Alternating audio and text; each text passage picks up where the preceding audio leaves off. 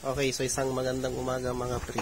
So ganito ba yung print ng inyong printer mga parekoy? So ayun yung printer natin. Anong model to? L1110. So ayan. So nag head cleaning na ako mga pre, pero ganun pa din yung kanyang print. So ang lumalabas kapag nag head cleaning ako, ito yung kanyang output.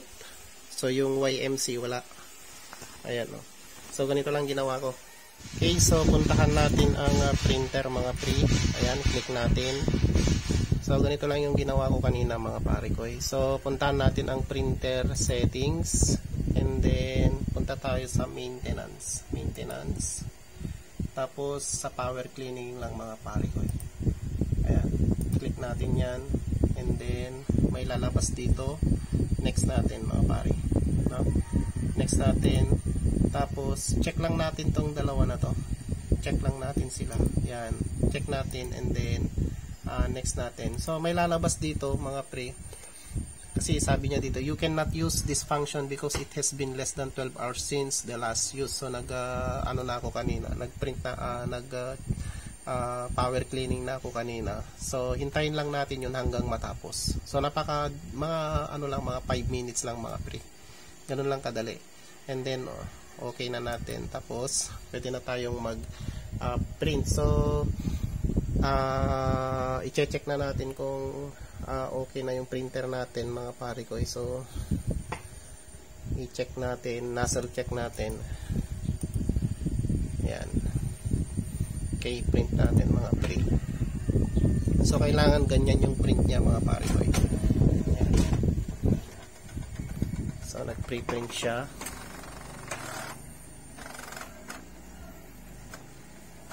Tagal.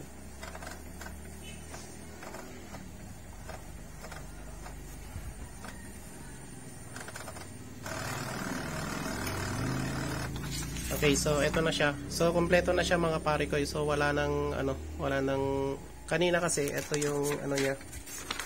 Ito yung print niya. So ayan yung print niya. Ayan. So i-try nating mag-print ng photo. Ayan, puntahan natin yung documents. Ayan, print natin to mga pre. Saan na yan? Print. Yan.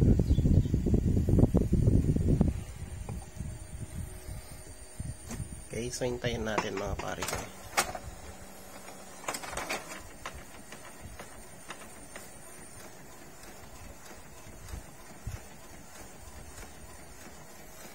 Ayun.